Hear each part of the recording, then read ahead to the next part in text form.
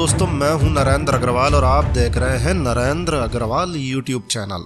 देखिए दोस्तों, न केवल धरती पर बल्कि संपूर्ण ब्रह्मांड में, चाहे वो देवलोक हो, चाहे वो इंद्रलोक हो, चाहे वो वैकुंठ लोक हो, चाहे वो ब्रह्मलोक हो, सभी स्थानों पर देवों के देव महादेव को पूजा जाता है।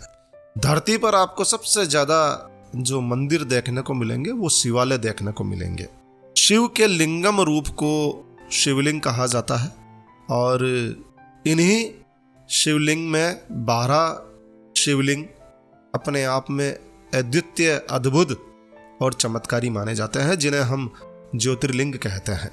अब इन ज्योतिर्लिंग का प्रादुर्भाव कैसे हुआ, ये ज्योतिर्लिंग कैसे प्रकट हुए, इनकी सबकी अपनी एक अलग कहानी है। देखिए दोस्तों, धरती पर जहाँ जहाँ पर ज्योतिर्लिंग स्थापित किए गए हैं, ऐसा माना जाता है, शास्त्रों में ऐसा वर्णन है कि वो स्थान अत्यंत ही चमत्कारी है, क्योंकि वहाँ भगवान भोलेनाथ, भगवान शिव स्वयं प्रकट हुए थे, या फिर किसी देवी या देवता के द्वारा उन स्थानों पर इन ज्योतिर्लिंगों की, यानी कि इन शिवलिंग्स की स्थापना की गई थी। आज इस वीडियो में हम आपको भगवान शिव के 12 ज्योतिर्लिंगों से जुड़ी इनके पीछे की कहानी शेयर करने जा रहे हैं। बहुत ही रोचक वीडियो ये आपको लगेगा। आइए शुरू करते हैं। देखिए, 12 ज्योतिर्लिंग की कहानियां जो हैं वो शिव पुराण में वर्णन इसका मिलता है, और भी कई पुराणों में इसका वर्णन आपको मिल सकता है। हम शिव पुराण के अनुसार यहाँ पर बात कर रहे हैं। तो शिव पुराण के अनुसार भगवान शिव लोक कल्याण के लिए लिंग के रूप में निवास करते हैं, वास करते हैं, और भगवान शिव के 12 अलग अलग चमत्कारी विग्रह को, जिन्हें हम 12 ज्योतिर्लिंग भी कहते हैं, ये स्वयं भू स्थापित है। सबकी कहानियां अलग अलग है। चलिए सीधा शुरू करते हैं। सबसे पहले सबसे प्राचीन ज्योतिर्लिंग से शुरुआत करते हैं। धरती पर सबसे पहला ज्योतिर्लिंग जो है वो है सोमनाथ ज्योतिर्लिंग। जी हाँ, गुजरात के सौराष्ट्र क्षेत्र में जूनागढ़ के पास वेरावल के समुद्र तट पर एक भव्य विशाल मंदिर में भगवान शिव का सोमनाथ ज्योतिर्लिंग स्थापित है। कहते हैं कि यहाँ भगवान शिव जी ने चंद्रमा को दक्ष प्रजापति के श्राप से मुक्त किया था। जी हाँ, ये वो स्थान है जहाँ भगवान श्री कृष्ण ने एक शिकारी के तीर से अपने तलवे को भी बिंधवाया था, यानी कि यहीं पर भगवान श्री कृष्ण की सांसारिक लीला यहाँ से उन्होंने पूर्ण की, समाप्त की। बात करते हैं सोमनाथ मंदिर के बारे में। तो देखिए, सोमनाथ मंदिर अपने वैभव, अपनी समृद्धि के लिए न केवल भारत में बल्कि पूरे विश्व में प्रसिद्ध है। इस मंदिर को कई बार देशी और विदेशी हमलावरों ने भी अपना निशाना बनाया था। श्री सोमनाथ ज्योतिर्लिंग के बारे में जो कथा है वो इस प्रकार है। इस कथा के अनुसार ब्रह्मा के पुत्र दक्ष प्रजापति ने अपनी 27 नक्षत्र कन्याओं का विवाह चंद्रमा के साथ में किया था। जी हाँ, चंद्रदेव के साथ में किया था। लेकिन भगवान चंद्रदेव को रोहिणी जी पसंद थी। अब रोहिणी की अन्य बहनें जो है वो चंद्रदेव की इस प्रकार से अनदेखी किए जाने से काफी दुखी रहती थी। धीरे धीरे ये बात उनके पिता दक्ष प्रजापति तक पहुंची।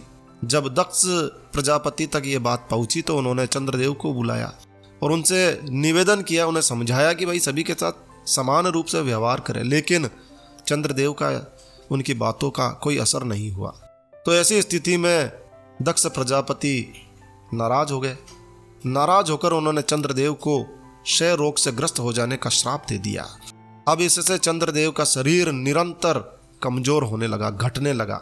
संसार में चांदनी फैलाने का काम तो चंद्रदेव का ही था। रात्रि में धीरे धीरे इस श्राप के कारण चंद्रदेव का शरीर निरंतर घटने लगा, चांदनी कम होने लगी। सभी जीव जंतु कष्ट उठाने लगे, त्राहिमाम करने लगे, दया की पुकार करने लगे।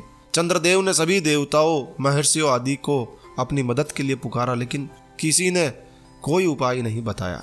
थक हार कर चंद्रदेव ब्रह्मा जी के शरण में पहुंचे। ब्रह्मा जी ने चंद्रमा को अन्य देवताओं के साथ प्रभास क्षेत्र में सरस्वती के समुद्र के मिलन स्थल पर जाकर भगवान शिव की मृत्युंजय मंत्र से आराधना करने के लिए कहा। इस पर चंद्रमा ने प्रभास क्षेत्र में जाकर 6 माह तक 10 करोड़ महामृत्युंजय मंत्रों का जाप किया और भगवान शिव चंद्रदेव की इस आराधना से प्रसन्न हो गए। प्रसन्न होकर वो माता पार्वती के साथ में वहां प्रकट हुए। चंद्रदेव को अमरता का वरदान दिया। दक्ष के श्राप का असर तो होना ही था। उन्होंने कहा कि श्राप पूरी तरह से समाप्त तो नहीं हो सकता है भाई, लेकिन हम इसे वरदान देकर कम कर सकते हैं। महीने के 15 दिनों में चंद्रदेव के शरीर का थोड़ा थोड़ा क्षय होना ही तय है, और इस तरह से 15 दिनों को कृष्ण पक्ष कहा जाएगा, और बाद की 15 तिथियों को चंद्रदेव का शरीर थोड़ा थोड़ा बढ़ता हुआ पूर्ण हो जाएगा। इन 15 दिनों को शुक्ल पक्ष कहा जाएगा। ऐसा वरदान देकर भगवान भोलेनाथ वहां से अंतर्ध्यान हो गए। जिस स्थान पर चंद्रमा ने ये तपस्या की थी और जिस स्थान पर भगवान शिव प्रकट होकर चंद्रमा को श्राप से मुक्त किया या उसे कम किया, वो स्थान सोमनाथ ज्योतिर्लिंग कहलाया। कहते हैं कि सोमनाथ ज्योतिर्लिंग के दर्शन करने से सभी प्रकार की बीमारियों से मुक्ति मिलती है, या बीमारियों में जो दवा अगर असर नहीं कर रही है तो दवा असर करने लगती है। तो सोमनाथ मंदिर ज्योतिर्लिंग के दर्शन बनते हैं भाई। अगला ज्योतिर्लिंग है मल्लिकार्जुन ज्योतिर्लिंग। कर्नाटक के कृष्णा जिले में मल्लिकार्जुन ज्योतिर्लिंग के रूप में साक्षात महादेव महादेवी के साथ में यहाँ पर निवास करते हैं। जी हाँ, ये ज्योतिर्लिंग कृष्णा नदी के तट पर श्री शैल पर्वत पर स्थित है। शास्त्रों में कहा गया है कि श्री शैल के दर्शन मात्र से ही समस्त पापों का नाश होता है और समस्त कष्ट दूर हो जाते हैं। अब इस ज्योतिर्लिंग की स्थापना की कथा इस प्रकार से है। भगवान शिव के 2 पुत्र श्री गणेश और भगवान कार्तिकेय जी, दोनों में किसी बात को लेकर विवाद हो गया। किस बात को लेकर विवाद हो गया कि पहले किसका विवाह होगा भाई। अब इस पर पिता भगवान शिव जी और माता पार्वती जी ने कहा कि देखो भाई, ऐसा है, जो धरती की पहले परिक्रमा करके लौटेगा उसी का विवाह पहले कराया जाएगा।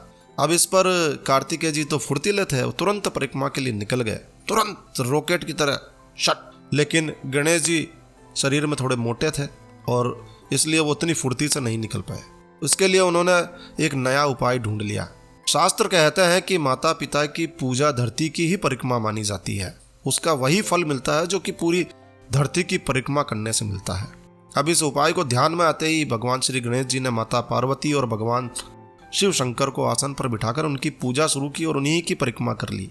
इससे प्रसन्न होकर भगवान शंकर ने उनकी शादी विश्व रूप प्रजापति की 2 कन्याएं रिद्धि और सिद्धि के साथ में करवा दी। इधर जब कार्तिकेय जी धरती की परिक्रमा करके माता पिता के पास वापस पहुंचे, तब तक तो भगवान श्री गणेश जी के शुभ और लाभ नाम के 2 पुत्र भी हो चुके थे। इस पर कार्तिकेय जी ने माता पिता के पैर छूने के बाद रुष्ट होकर वो क्रौंच पर्वत पर चले गए। माता पिता बाद में उन्हें मनाने के लिए मल्लिका और अर्जुन रूप धारण करके वहां गए। उनके आने की खबर सुनते ही कार्तिकेय जी वहां से भागकर 3 योजन पर चले गए। क्रौंच पर्वत को ही अभी वर्तमान में श्री शैलम कहा जाता है, श्री शैल कहा जाता है। श्री शैल के निवासियों के कल्याण हेतु भगवान शिव और माता पार्वती वहीं पर ज्योतिर्लिंग रूप में बस गए, और इसी साक्षात दर्शनों को आप श्री शैल में मल्लिकार्जुन नाम से दर्शन करते हैं। बोलिए मल्लिकार्जुन भगवान की जय हो। अगला ज्योतिर्लिंग है महाकालेश्वर ज्योतिर्लिंग। महाकालेश्वर ज्योतिर्लिंग शिव के तीसरे ज्योतिर्लिंग में माना जाता है, तीसरा ज्योतिर्लिंग माना जाता है। उज्जैनी नगरी में स्थित है ये। उज्जैन में शिप्रा नदी से कुछ ही दूरी पर स्थित ये मंदिर विद्यमान है। इस ज्योतिर्लिंग की स्थापना से जुड़ी कहानी इस प्रकार है कि उज्जैन में चंद्रसेन नाम का एक बहुत ही शिव भक्त राजा हुआ करता था। श्रीकर नाम का एक 5 वर्ष के बालक ने एक बार राजा को शिवलिंग की पूजा करते हुए देख लिया, तो घर आते समय वह एक पत्थर का टुकड़ा घर ले आया उठाकर, और उसी को शिवलिंग का रूप मानकर उसकी पूजा करने लगा। ये देखकर उस बालक की माता ने उस पत्थर को उठाकर घर से बाहर फेंक दिया। बोले ये क्या कर रहा है। बालक को घर के अंदर खींच तान कर ले जाने लगी। बालक चीख पुकार करने लगा, भगवान शिव शंकर को मदद के लिए पुकारने लगा। लगातार पुकारता रहा, पुकारते पुकारते बेहोश हो गया। इस पर भगवान शिव से रहा नहीं गया। जब बालक को होश आया तो उसने देखा कि सामने सोने के दरवाजे वाला एक विशाल मंदिर है। उसके अंदर उपस्थित ज्योतिर्लिंग रोशनी की अद्भुत छटा बिखेर रहा है। इस पर बालक पहले तो अचरज में डूब गया, आश्चर्य में डूब गया, और फिर खुश होकर भगवान शिव की स्तुति करने लगा। जब बालक की माता ने ये सब देखा तो बालक को उठाकर गले से लगा लिया। अब ये खबर जंगल में आग की तरह फैल गई और राजा चंद्रसेन भी ये चमत्कार देखने के लिए वहां आए। उसने उस बालक की भक्ति की सराहना की। तभी वहाँ हनुमान जी प्रकट हुए और उन्होंने भी बालक की भक्ति की सराहना की। दोस्तों, यही ज्योतिर्लिंग महाकालेश्वर ज्योतिर्लिंग के रूप में यहाँ पूजा जाता है। बोलिए महाकालेश्वर भगवान की जय हो। अगला ज्योतिर्लिंग है ओमकारेश्वर ज्योतिर्लिंग। मध्य प्रदेश में स्थापित है ओमकारेश्वर ज्योतिर्लिंग। शिवपुरी में माधानता पर्वत पर भगवान शिव साक्षात ओमकारेश्वर ज्योतिर्लिंग के रूप में यहाँ मौजूद है। चलिए इसकी कथा की बात करते हैं। एक बार विंध्य पर्वत ने 6 महीने तक ओमकारेश्वर की तपस्या की, जिससे प्रसन्न होकर भगवान शिव जी यहाँ पर प्रकट हुए और विंध्याचल पर्वत को वरदान स्वरूप ज्योतिर्लिंग के रूप में वहीं पर स्थापित होने का वचन दिया, वहीं पर रुकने का वचन दिया। और कहते हैं कि भगवान शिव विंध्याचल पर्वत की तपस्या से प्रसन्न होकर वहीं पर विराजमान हो गए। इसी शिवलिंग रूप को हम ओमकारेश्वर ज्योतिर्लिंग के रूप में पूजते हैं, जानते हैं। अगला ज्योतिर्लिंग है केदारनाथ ज्योतिर्लिंग। हिमालय पर्वत में केदार नाम का एक पर्वत स्थित है। केदारनाथ ज्योतिर्लिंग सबसे ज़्यादा प्रसिद्ध ज्योतिर्लिंग माना जाता है। ये पर्वत हमेशा 3 ओर से बर्फ से ढका हुआ रहता है। और केदारनाथ तीर्थ की गणना केदारनाथ, बद्रीनाथ, गंगोत्री और यमुनोत्री हिंदू धर्म के 4 धामों में की जाती है। ये उत्तराखंड के 4 धाम हैं। कहा जाता है कि बद्रीनाथ के दर्शन करने वाले भक्तों को पहले केदारनाथ के दर्शन करना बहुत ज़रूरी है भाई, अन्यथा उनकी तीर्थ यात्रा का कोई फल नहीं मिलता है। इस ज्योतिर्लिंग की कथा काफ़ी लंबी है, शॉर्ट में हम बताते हैं आपको। नर और नारायण नामक 2 ऋषि थे जिनको भगवान श्री विष्णु का अवतार माना जाता है। उन्होंने एक बार अपनी तपस्या से भगवान शिव जी को प्रसन्न करने के लिए खूब तपस्या की। फिर जब भगवान शिव जी प्रकट हुए तो नर और नारायण की प्रार्थना को स्वीकार करते हुए ज्योतिर्लिंग के रूप में वहीं पर वास करने का वचन दिया था।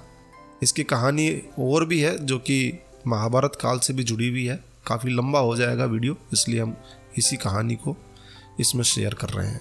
अगला ज्योतिर्लिंग है भीमा शंकर या भीम शंकर ज्योतिर्लिंग। भीम शंकर ज्योतिर्लिंग असम में गुवाहाटी के पास ब्रह्मपुत्र पहाड़ी पर स्थित है।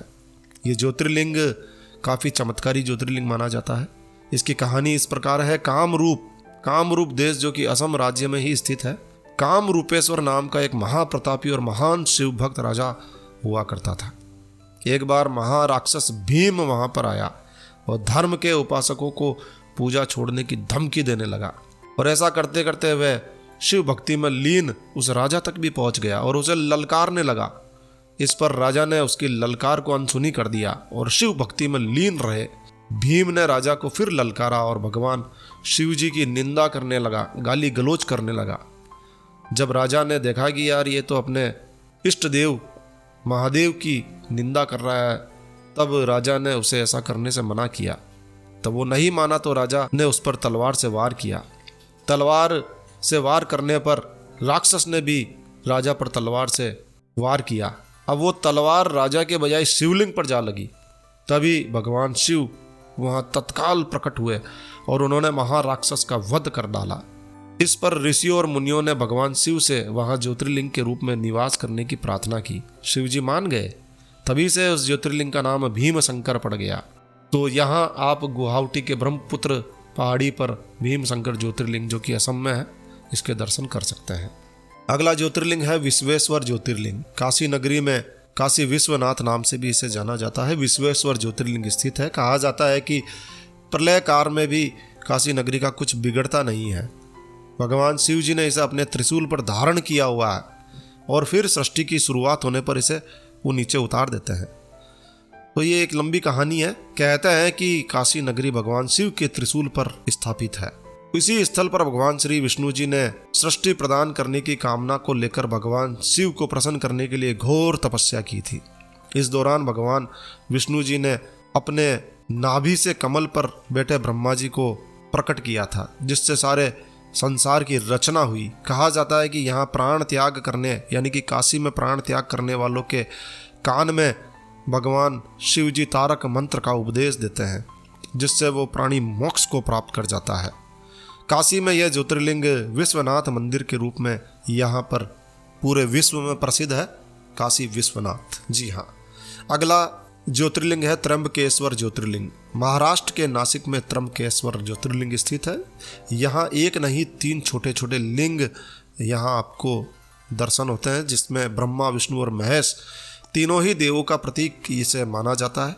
इसी कारण से इस ज्योतिर्लिंग को त्र्यंबकेश्वर कहा गया है। कहा जाता है कि गौतम ऋषि और गोदावरी की प्रार्थना से भगवान शिव यहाँ ज्योतिर्लिंग के रूप में प्रकट हुए थे और उन्हीं की प्रार्थना पर वो यहीं पर निवास करने लगे और ज्योतिर्लिंग के रूप में निवास करने की कृपा की और त्र्यंबकेश्वर नाम से विश्व विख्यात हुए। अगला ज्योतिर्लिंग है बैद्यनाथ ज्योतिर्लिंग। झारखंड में देवघर में स्थित है बैद्यनाथ ज्योतिर्लिंग। इसकी कहानी इस प्रकार है। कहते हैं कि एक बार राक्षसों के राजा रावण ने कैलाश पर्वत पर जाकर भगवान शिव जी की कठोर तपस्या की और रावण तो सभी जानते हैं कि शिव का अनन्य भक्त था। उसने बारी बारी अपने सभी सिरों को काटकर शिवलिंग पर चढ़ा दिया। जब वो अपना 10वां सिर काटने लगा तो भगवान शिव जी प्रकट हुए, रावण से वरदान मांगने के लिए कहा। इस पर रावण ने ज्योतिर्लिंग रूप में भगवान शिव जी को लंका में चलकर रहने का अनुरोध किया। भगवान शिव ने कहा ठीक है भाई, लेकिन मेरी एक शर्त है, यदि ज्योतिर्लिंग को आपने मार्ग में कहीं भी रख दिया तो फिर वो वहीं पर स्थापित हो जाएगा। रावण ने कहा ठीक है भगवान, आप चलो तो सही। रावण ज्योतिर्लिंग को लेकर चल दिया। चलते चलते उसे रास्ते में लघु शंका हुई। लघु शंका क्या हुई? वो भगवान की लीला ही थी, क्योंकि भगवान लंका जाना नहीं चाहते थे। तो चलते चलते रावण को लघु शंका हुई तो वह एक राहगीर को शिवलिंग थाम कर लघु शंका के लिए चला गया। अब उस राहगीर से शिवलिंग का बोझ सहन नहीं हुआ तो उसने उसे वहीं पर रख दिया। जब रावण लौट कर आया तो उसने देखा कि शिवलिंग मार्ग पर रख दिया गया है। उसने उसे उठाने की भरपूर कोशिश की, लेकिन वो वहीं पर स्थापित हो गया। रावण उसे हिला भी नहीं सका। थक हार कर रावण लंका चला गया। उसके जाने के बाद ब्रह्मा, विष्णु और अन्य देवतागण वहां पधारे। उन्होंने पूजा अर्चना के बाद में उस स्थान पर ज्योतिर्लिंग की प्राण प्रतिष्ठा कर दी और उसी ज्योतिर्लिंग को आप बैद्यनाथ ज्योतिर्लिंग के रूप में जानते हैं। अगला ज्योतिर्लिंग नागेश्वर ज्योतिर्लिंग गुजरात के द्वारका में स्थित है। इस ज्योतिर्लिंग से जुड़ी कहानी इस प्रकार है। सुप्रिय नाम का एक वैश्य होता है, भगवान शिव जी का अनन्य भक्त होता है।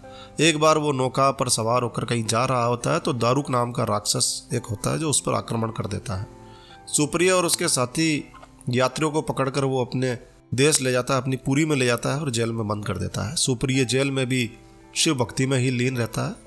जब इसकी खबर दारूक को मिलती है तो वो वहाँ आकर सुप्रिय को मारने, डांटने, फटकारने लगता है। सुप्रिय पर उसका कोई असर नहीं होता है। दारूक अपने सेवकों को लेकर जाता है और कहता है कि इसकी हत्या कर दो। इस पर भी सुप्रिय तनिक भी विचलित नहीं होता है और लगातार शिव नाम का जाप करता रहता है। जब ये सब अत्याचार भगवान भोलेनाथ शिव से देखे नहीं जाते हैं तो वो वहाँ प्रकट होते हैं और कारागार में ही सोने के चमकते हुए सिंहासन पर ऊंचे ज्योतिर्लिंग के रूप में वो प्रकट होते हैं।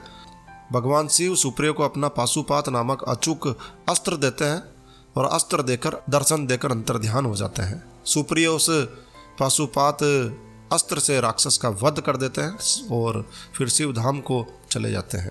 भगवान शंकर के आदेश अनुसार इस ज्योतिर्लिंग का नाम नागेश्वर ज्योतिर्लिंग रखा गया और यहाँ आप भगवान नागेश्वर के दर्शन करते हैं। अगला ज्योतिर्लिंग रामेश्वर ज्योतिर्लिंग है। ये वो ज्योतिर्लिंग है जो आपने रामायण में देखा होगा। भगवान शिव की पूजा प्रार्थना भगवान श्री राम के द्वारा की जाती है रावण पर चढ़ाई करने से पहले। तो ये भगवान शिव के द्वारा जो है वो लिंगम बनाया जाता है और उसकी आराधना की जाती है और तब भगवान शिव जी प्रसन्न होकर वहाँ प्रकट होते हैं और श्री राम जी को रावण पर विजय पाने का आशीर्वाद देते हैं। इसी को रामेश्वर ज्योतिर्लिंग कहा जाता है। अंतिम और आखिरी 12वां ज्योतिर्लिंग है घुस्मेश्वर ज्योतिर्लिंग। महाराष्ट्र के औरंगाबाद में इलोरा गुफाओं के पास स्थित है श्री घुस्मेश्वर ज्योतिर्लिंग। समस्त पापों को दूर करने वाले घुस्मेश्वर महादेव के दर्शन करने मात्र से समस्त पाप दूर होते हैं। इसकी कहानी इस प्रकार है। दक्षिण देश में देवगिरी पर्वत के पास सुधर्मा नामक ब्राह्मण अपनी पत्नी सुदेहा का साथ रहा करता था। दोनों के बीच में बहुत प्यार था, दोनों सुखपूर्वक रह रहे थे। उन्हें एक बात का दुख था कि उनके कोई संतान नहीं थी। सुधर्मा ज्योतिषी भी था। उसने अपनी ज्योतिष गणित से ये पता लगा लिया कि सुदेहा से उससे संतान सुख मिलने वाला नहीं है और एक दिन उसने ये बात सुदेहा को भी बता दी। ऐसे में सुदेहा ने अपनी बहन घुस्मा से दूसरा विवाह करने का प्रस्ताव अपने पति के समक्ष रखा। पहले तो सुधर्मा ने मना कर दिया, लेकिन वो सुदेहा की जिद के आगे मान ही गया और उसने सुदेहा की बहन घुस्मा से दूसरा विवाह कर लिया। घुस्मा भी अच्छे संस्कारों वाली थी। वो नित्य 101 पार्थिव शिवलिंग बनाकर उनका विधिवत पूजन करके उन्हें जल में प्रवाहित किया करती थी। भगवान शिव जी की कृपा से कुछ ही दिनों में गुस्मा गर्भवती हो गई। उसे पुत्र रत्न की प्राप्ति हुई। पूरा परिवार खुश था, लेकिन कुछ दिनों बाद सुदेहा को अपना बांझपन खलने लगा कि ये तो मेरी सोतन है और मैं बांझ हूँ। इस बात की चिंता उसे खाने लगी। जैसे जैसे गुस्मा का पुत्र बड़ा होता गया, वैसे वैसे सुदेहा की जलन भी बढ़ती गई। गुस्मा का पुत्र जवान हो गया और उसका विवाह भी हो गया। सुदेहा अब स्वयं को असुरक्षित मानने लगी। अब वो सोचती रहती थी कि गुस्मा का पुत्र और उसकी पत्नी उसकी सारी संपत्ति को हड़प लेंगे। एक दिन रात में गुस्मा का पुत्र अपनी पत्नी के साथ सो रहा था, तभी सुदेहा ने उसे मार डाला और उसका शव उसी तालाब में ले जाकर डाल दिया जिसमें गुस्मा रोज पार्थिव शिवलिंगों को प्रवाहित किया करती थी। सुबह गुस्मा की बहू ने अपने पति को गायब पाया और बिस्तर पर खून देखा तो वो रोने लगी, लेकिन गुस्मा अपने नित्य कार्यों में लगी रही। उसने 101 पार्थिव शिवलिंग बनाकर उसकी पूजा की और तालाब में छोड़ने चली गई। तालाब में शिवलिंगों को प्रवाहित करने के बाद जब वो घर लौटी तो उसने देखा कि तालाब में से उसका पुत्र जीवित होकर बाहर निकल आया। इस सारी घटना को गुस्मा ने भगवान शिव की ही लीला मानी। इस पर प्रसन्न होकर भगवान शिव वहां प्रकट हुए। उन्होंने गुस्मा को वरदान मांगने के लिए कहा। तब गुस्मा ने कहा, भगवान आप इसी स्थान पर सदा के लिए विराजमान हो जाए, मैं आपसे ऐसा ही वरदान मांगती हूँ। तभी ऐसा ही होगा कहकर भगवान शिव अंतर्ध्यान हो गए, ज्योतिर्लिंग में बदल गए और गुस्मा ने उनकी विधिवत वहां प्राण प्रतिष्ठा की। तो दोस्तों यह है भगवान शिव के 12 ज्योतिर्लिंगों की अद्भुत कहानी। कहते हैं कि इन कहानियों को सुनने मात्र से समस्त पापों का नाश होता है और समस्त कष्टों का नाश होता है। इस वीडियो को यदि आपने यहाँ तक अंत तक देखा है तो समझिए कि वो सौभाग्यशाली व्यक्ति आप हैं और आप इस वीडियो को आप अपने मित्र, यार, दोस्त, रिश्तेदारों को भी शेयर कर सकते हैं। जरूर शेयर कीजिए। तो बस इस वीडियो को यहीं विराम देते हैं दोस्तों। यह वीडियो, यह जानकारी आपको अच्छी लगी हो, उपयोगी लगी हो तो कृपया लाइक के बटन पर जरूर क्लिक कीजिए और इसी प्रकार के और वीडियोस देखने के लिए आप हमारे चैनल को सब्सक्राइब भी कर सकते हैं। तो एक नया वीडियो, एक नई जानकारी लेकर मैं आपका दोस्त नरेंद्र अग्रवाल फिर मिलूंगा। तब तक के लिए stay healthy, stay happy. Thank you for watching my video. Thanks. जय श्री राम, जय हनुमान।